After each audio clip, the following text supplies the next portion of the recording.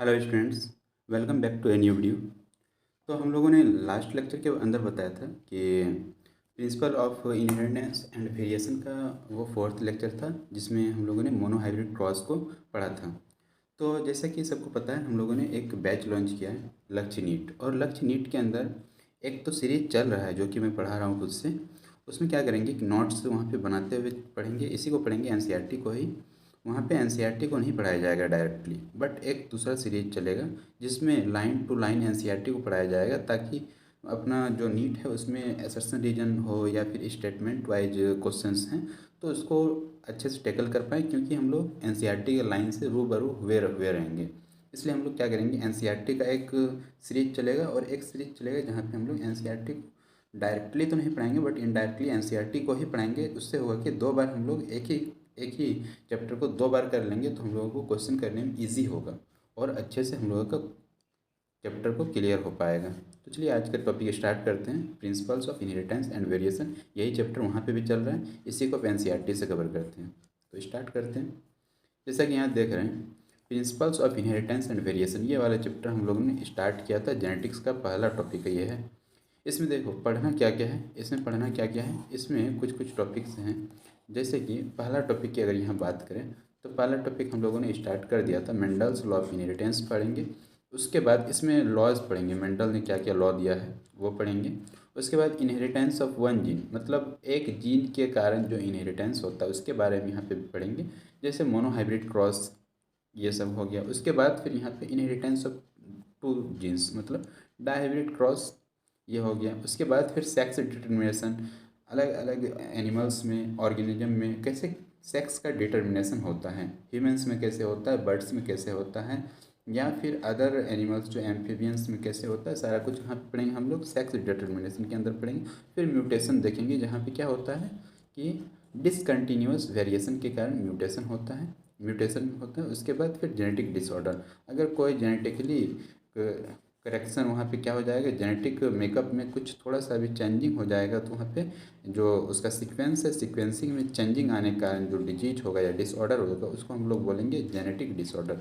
तो पहला स्टार्ट करेंगे हम लोग मेंडल्स लॉ ऑफ इनहेरिटेंस। तो चलिए स्टार्ट करते हैं। अब देखिए दिया हुआ है, have you ever wondered have you ever wondered that why an elephant always give birth only a baby elephant. यहाँ पे बोला जा रहा है, क्या आपने कभी सोचा है कि एलिफेंट हमेशा बेबी एलिफेंट ही बर्थ क्यों देता है, या फिर नॉट अदर एनिमल्स, दूसरा चीज़ बच्चा क्यों नहीं दे पाता है यहाँ पे। और why mango seed from only mango plant, और मैंगो का जो सीड होता है वो सिर्फ और सिर्फ मैंगो प्लांट ही क्यों बनाता है, नॉट अदर एनी प्लांट, दूसरा प्लांट क्यों नहीं बनाता है। तो इसका रीज़न हम लोग यहाँ पे देखें, क्या रीज़न है कि एलिफेंट यहाँ पे एलिफेंट ही अपना ऑफ स्प्रिंग दे रहा है, बच्चा पैदा कर रहा है, या फिर यहाँ पे मैंगो सीड से मैंगो प्लांट ही बन रहा है। मैंगो सीड से ऐसा नहीं हो रहा है कि वहाँ पे पीपल का प्लांट बन जा रहा है, ऐसा नहीं होता है, क्यों। तो यहाँ पे कुछ दिया हुआ है, given that they do are offspring identical to their parent. ऐसा क्यों है कि ऑफ स्प्रिंग और ये पेरेंट क्या है, आइडेंटिकल है। और do they show differences in some their characteristic, और क्या दोनों में डिफरेंसेस हो सकते हैं। Have you ever wondered why siblings sometimes look similar और each अदर और समटाइम्स इवन सो डिफरेंस। ऐसा क्यों होता है कि कभी कभी सिबलिंग्स दो एक ही जैसा दिखते हैं, और कभी कभी उसमें बहुत सारा चेंजिंग होता है, लगता है कि दोनों भाई है ही नहीं, या फिर दोनों सिबलिंग है ही नहीं, ये क्यों होता है। तो these are the several related question जो कि अभी हम लोग डील करेंगे। ये सब कुछ क्वेश्चंस हैं, हम लोगों को आता है। तो इस क्वेश्चन को हम लोग कैसे डील करेंगे, तो यहाँ पे दिया हुआ है साइंटिफिकली, यहाँ पे दिया हुआ है scientifically in a branch of biology known as, several related question are deals with scientifically in a branch of biology known as genetics। ये सारा क्वेश्चन हम लोग एक ब्रांच, बायोलॉजी के ब्रांच के अंदर डील करेंगे। उस ब्रांच का नाम क्या है, genetics. This subject deals with the inheritance, ये एक इंपॉर्टेंट वर्ड है, the inheritance as well as variation of characters from parent to offspring. इस इस ब्रांच के अंदर हम लोग किसके किसके बीच डील्स करेंगे, यहाँ पे इनहेरिटेंस के बारे में हम लोग यहाँ डील्स करेंगे, और वेरिएशन जो कि कैरेक्टर को ये करता है, वेरी करता है पेरेंट और ऑफ स्प्रिंग में। अब इनहेरिटेंस क्या होता है, जैसा कि हम ये सारा कुछ हमने पहले पढ़ा रखा है, बट यहाँ पे एनसीईआरटी का लाइन को यहाँ पे फिर से हम समझा रहे हैं। देखिए, inheritance is the process by which characters are passed on from parent to progeny. Inheritance एक ऐसा प्रोसेस है जहाँ पे क्या होता है कि कैरेक्टर्स पास करता है कहाँ से कहाँ तक, पेरेंट से लेके प्रोजेनी तक पास करता है। पेरेंट से लेके प्रोजेनी तक जो पास करता है कैरेक्टर, इसी को हम लोग क्या बोलते हैं, इसी को बोलते हैं इनहेरिटेंस।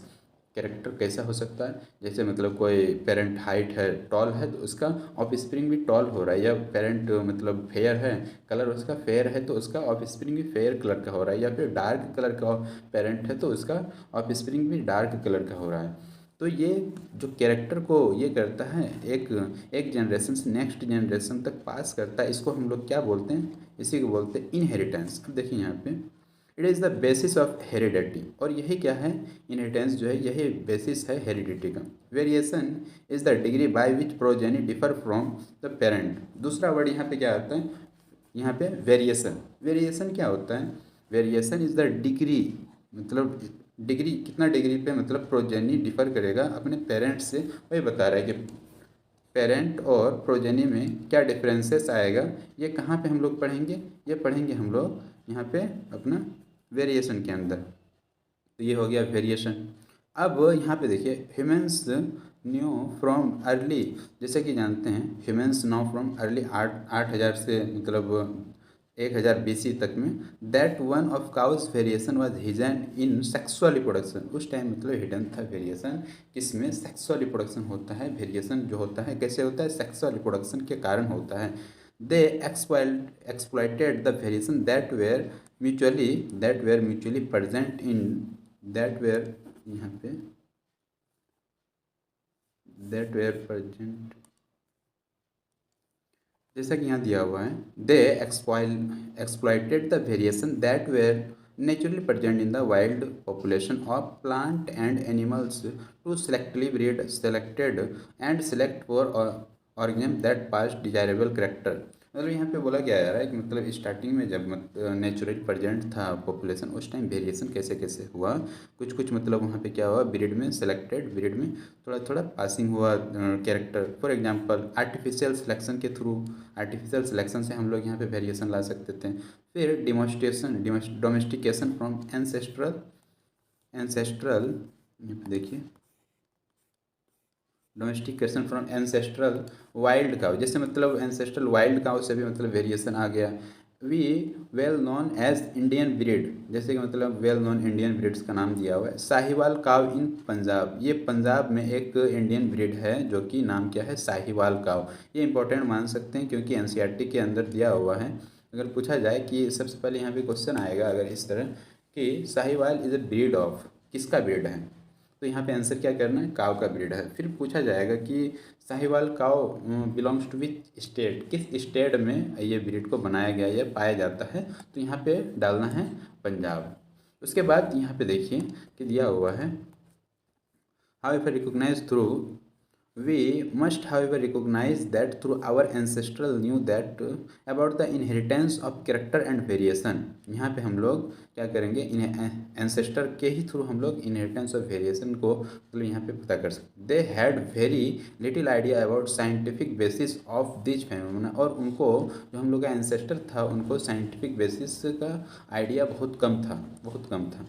तो इतना कुछ, ये तो पूरा ये वाला इंट्रोडक्शन पोर्शन था। इंट्रोडक्शन पोर्शन में अगर बात करें तो यहाँ पे कुछ कुछ पॉइंट हम यहाँ पे हाईलाइट कर देते हैं, जहाँ से आपको याद रखना है कि यहाँ पे दिया हुआ है, जैसे ये चीज़ आपको यहाँ पे याद रखना है कि हाँ यहाँ पे दिया है कि इतना टाइम में वेरिएशन का पता चला, और कैसे पता चला, variation was hidden in sexual reproduction, sexual reproduction के थ्रू ही वेरिएशन होता है, ये चीज़ यहाँ याद रखना। और फिर scientifically in a branch of biology known as genetics, और जेनेटिक्स के अंदर हम लोग क्या क्या स्टडी करते हैं, इनहेरिटेंस और वेरिएशन, ये चीज़ याद रखना है यहाँ से। उसके बाद अगर बात करें यहाँ पे तो नीचे आए तो नीचे यहाँ पे उतना कुछ खास नहीं है। उसके बाद आपको यहाँ पे ये वाला याद रखना है, शाहीवाल वाला, साहिवाल काव इन पंजाब, साहिवाल काव इन पंजाब को आपको याद रखना है, ये इंपॉर्टेंट मान सकते हैं यहाँ से।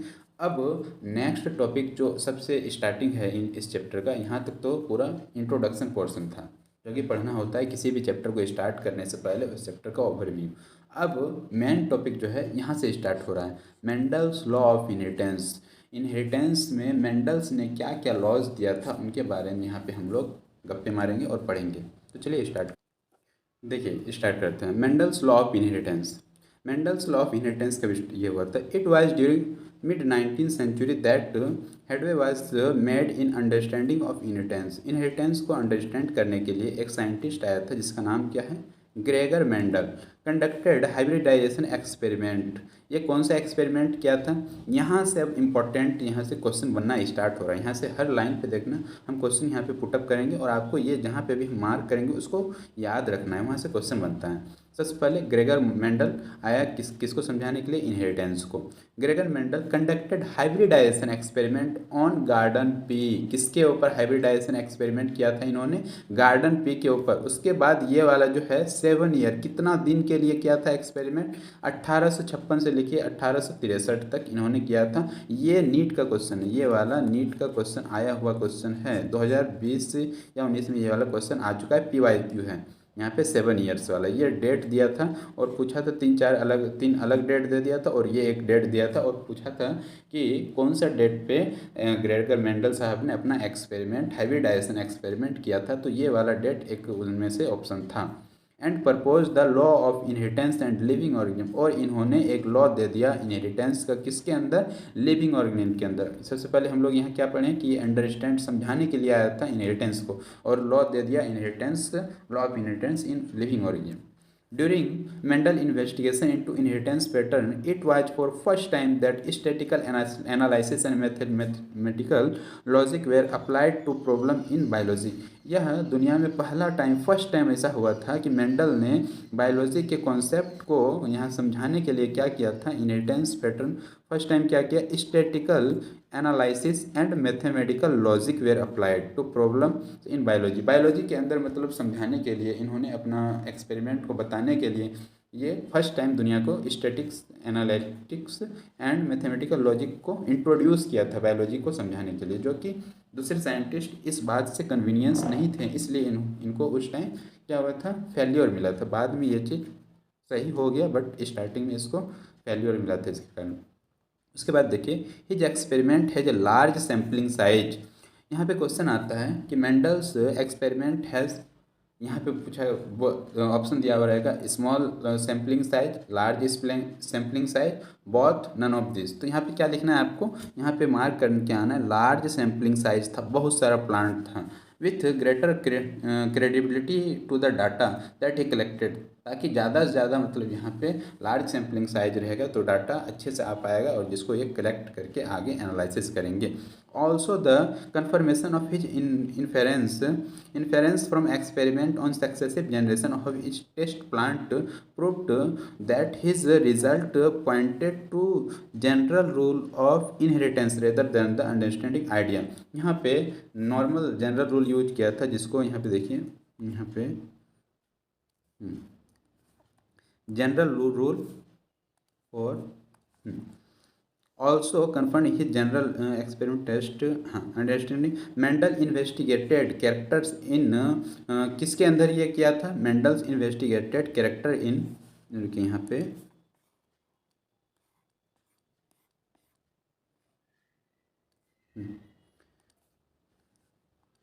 देखिए, यहाँ पे दिया हुआ है, यहाँ पे देखिए, Mendel investigated characters in garden pea plant. Mendel ने कैरेक्टर को किस प्लांट से लिया था? गार्डन पी प्लांट से लिया था। That were manifested as two opposite trait. और एक कैरेक्टर का यहाँ पे दो अपोजिट ट्रेट हुआ करता था। और जैसे कि अगर दो ट्रेट की बात करें, टॉल टॉल और ड्वार्फ प्लांट। टॉल और ड्वार्फ प्लांट क्या? हाइट एक कैरेक्टर हो गया और दो यहाँ पे कॉन्ट्रास्टिंग ट्रेट हो गया। जैसे यहाँ पे सीड का जो है कलर, एक येलो और ग्रीन सीड, ये दो इसका कॉन्ट्रास्टिंग ट्रेट हो गया और एक सीड का कलर कैरेक्टर हो गया। This allow him to set up a basic framework of rules governing inheritance. यही चीज़ इन्होंने क्या किया था, ये कैरेक्टर्स को क्या किया था, क्वालिटेटिव कैरेक्टर्स को लिया था अपने एक्सपेरिमेंट में। इन्होंने एक टाइम के एक्सपेरिमेंट इन्होंने कभी ऐसा नहीं किया था कि बहुत सारा कैरेक्टर को एक साथ ले लें, जिसके कारण उनमें रिजल्ट में बहुत सारा दिक्कत होता था और कॉम्प्लेक्सिटी बढ़ जाता था एक्सपेरिमेंट को अच्छे से ये करने में। बट यहाँ पे इन्होंने क्या किया था कि एक टाइम पे एक या दो ही कैरेक्टर को लिया था। जैसे यहाँ पे देख रहे हैं टॉल और ड्वार्फ क्या है, एक हाइट का कैरेक्टर और एक सीड का कैरेक्टर, दो कैरेक्टर लिया, जिसके कारण इनको allowed him to set up a basic framework to rules governing inheritance. इनको यहीं से ये चीज़ के कारण भी इसको सफलता मिला था, ये भी एक रीज़न होता है। Which was expanded by later scientist, जिसको ये किया था दूसरे साइंटिस्ट ने, account for all diverse natural observation and complexity inheritance in them. और दूसरा साइंटिस्ट क्या कर रहा था, जितना भी उनको दिख रहा था बाहर से, नेचुरल ऑब्जर्व कर पा रहा था, बहुत सारा कैरेक्टर उनको बाहर से दिखता था, सबको एक ही टाइम पे लेके उसको एक्सपेरिमेंट करने लगता था और ऑब्जर्व करता था, जिसके कारण वहाँ पे कॉम्प्लेक्सिटी बढ़ जाता था और दूसरे साइंटिस्ट को इसलिए भी वो फेल हो गए। और मेंडल ने क्या किया था, एक टाइम पे एक या दो ही कैरेक्टर को लिया था, जिसके कारण इनको सफलता मिला।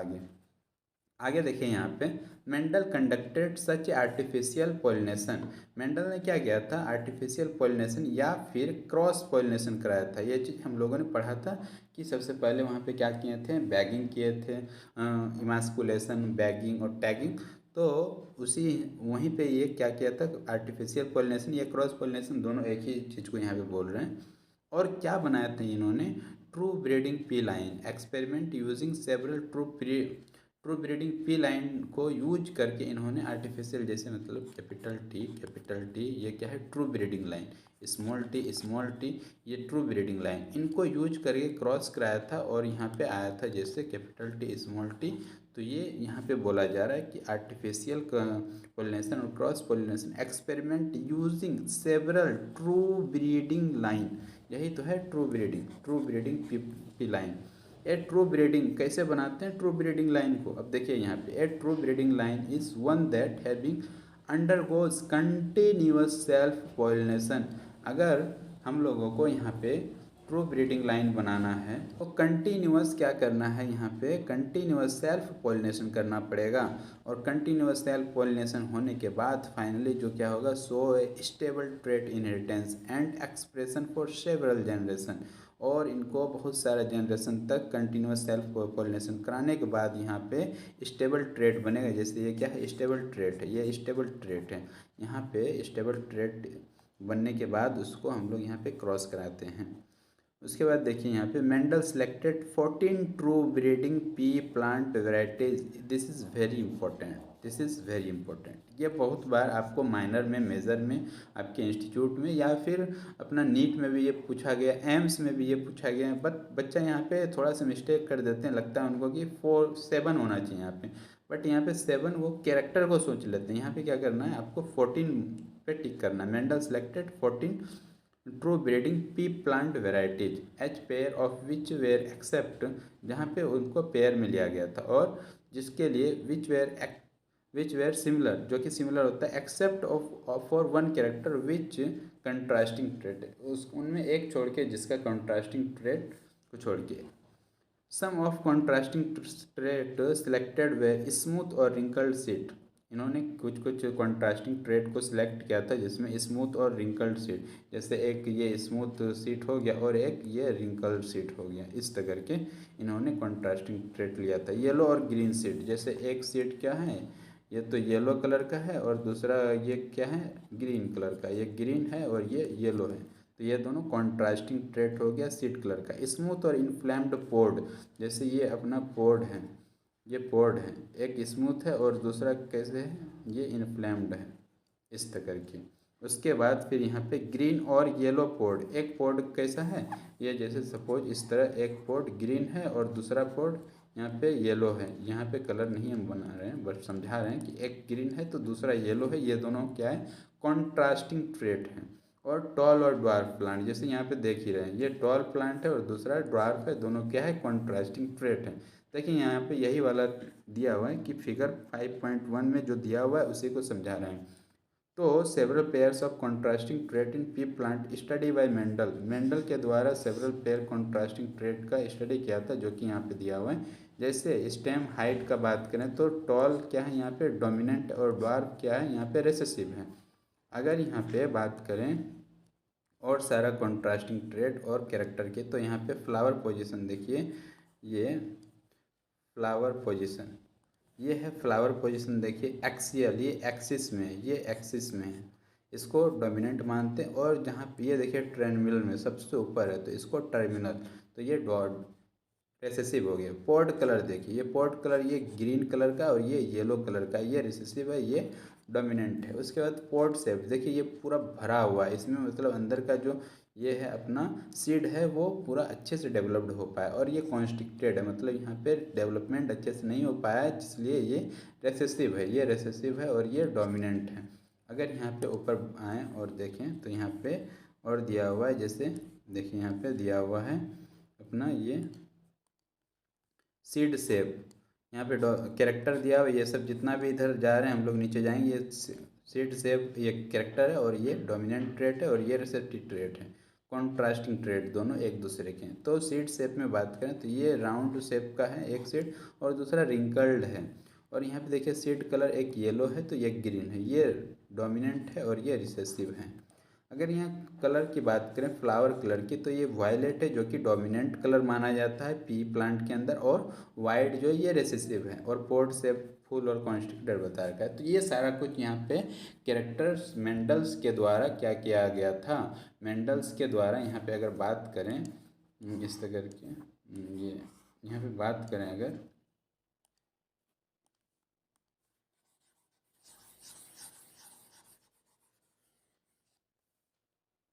मेंडल्स के द्वारा यहाँ पे क्या गया था, मेंडल्स के द्वारा 7 पेयर ऑफ कैरेक्टर को, 7 पेयर कैरेक्टर को चूज किया गया था, जिसमें 14 ये ट्रेट, मतलब एक कैरेक्टर पे 2 ट्रेट, और वो सारा यहाँ पे ट्रेट हमने आपको यहाँ कवर कराया। तो चलिए अब नेक्स्ट में देखते हैं क्या है नेक्स्ट। अब यहाँ पे अगर देखें, इसी को आगे किया हुआ है।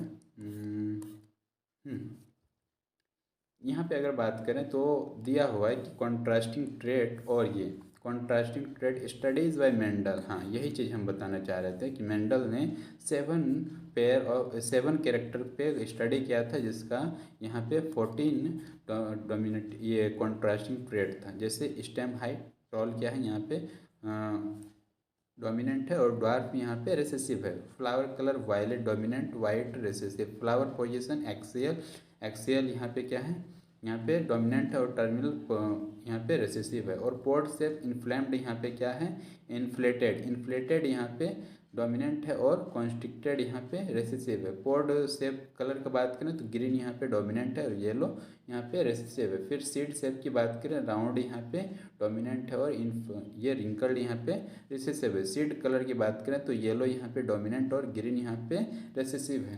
तो आज क्या करते हैं कि ये देखिए, ये इनहेरिटेंस ऑफ वन जीन, यहाँ पे यही करेंगे। अब नेक्स्ट जो टॉपिक आ रहा है इनहेरिटेंस ऑफ वन जीन, यहाँ पे हम लोग वही मोनोहाइब्रिड क्रॉस के बारे में पढ़ेंगे, एक जीन का इनहेरिटेंस के बारे में पढ़ेंगे। यही दिया है इमास्कुलेशन और सारा कुछ, तो ये कुछ सारा हम नेक्स्ट लेक्चर के अंदर करेंगे। तो जैसा कि हमने आपको स्टार्टिंग में ही, लेक्चर के स्टार्टिंग में बताया कि दोनों पैरेलली चलेगा। एक तो पढ़ाएंगे जिससे हम वहाँ पे नोट्स भी आपको प्रिपेयर करवाएंगे, ताकि आपको लास्ट में जब एग्ज़ाम के टाइम थोड़ा नोट्स भी रहना चाहिए, जिससे पढ़ने में और मदद होगा। और एनसीईआरटी को एक अलग सीरीज में चलाएंगे, ताकि एनसीईआरटी में भी नोट्स बना हुआ रहे और एक्स्ट्रा भी नोट्स बना रहे। और 2 बार एक ही चैप्टर को अगर हम लोग एक ही कॉन्सेप्ट को 2 बार पढ़ लेंगे और उससे क्वेश्चन कर लेंगे, तो श्योर है कि वो चीज़ लॉन्ग टाइम तक हम लोगों को याद रहेगा, जिसमें नीट में काफ़ी आसानी मिलेगी, या बोर्ड में भी 12th का बोर्ड, जैसे हम 12th का करेंगे तो 12th का बोर्ड में भी आपको काफ़ी आसानी मिलेगी। तो इस तरह करके आप दोनों लेक्चर को अटेंड कीजिए और दोस्तों के साथ साथ शेयर कीजिए, क्योंकि यहाँ पे हम लोग पूरा का पूरा सिलेबस को कराने वाले, 11th का पूरा जितना बायो के अंदर चैप्टर है उनको ऐसा नहीं कि जस्ट ऊपर ऊपर करेंगे, पूरा उसको डीपली डीपली भी कवर करेंगे और एनसीईआरटी को भी एक बार कवर करेंगे और फिर एमसीक्यू भी क्वेश्चन सॉल्व करेंगे। जैसा कि लास्ट एक इन्फॉर्मेशन एक छोटा सा वीडियो के थ्रू हमने दिया था आप लोगों को कि हम लोग यहाँ पे क्या करेंगे, जैसे हम लोग बताए थे आपको कि अब क्या करेंगे, एमसीक्यू भी सॉल्व कराएंगे, एमसीक्यू सॉल्व कराएंगे। और एमसीक्यू सॉल्व कराने के लिए आप लोगों को लास्ट एक वीडियो के अंदर बताया कि दिशा पब्लिकेशन का एक बुक आता है, दिशा पब्लिकेशन का। तो ये बुक आप लोगों को क्या करना है, परचेज कर लेना है। और हम जब एमसीक्यू वहाँ से सॉल्व कराएंगे तो आपको पहले ही बता देंगे कि हाँ यहाँ इस क्वेश्चन नंबर 1 से 30 या जो भी है, तो ये हम आपको नेक्स्ट लेक्चर के अंदर कवर कराएंगे। तो आपको उसको थोड़ा देख के आना है या फिर क्लास में कराएंगे उसके बाद आप देख लीजिए, ताकि वो कवर होते जाए। उसमें जो भी आपको इम्पोर्टेंट लगे उसमें क्या करना, स्टार मार्क कर लेना है, ताकि जब रिवीजन करो तो वो क्वेश्चन को एक बार देखें। तो हम लोग कुछ, क्योंकि एक बुक को फॉलो करना ही पड़ेगा एमसीक्यू के लिए या पीवाईक्यू के लिए।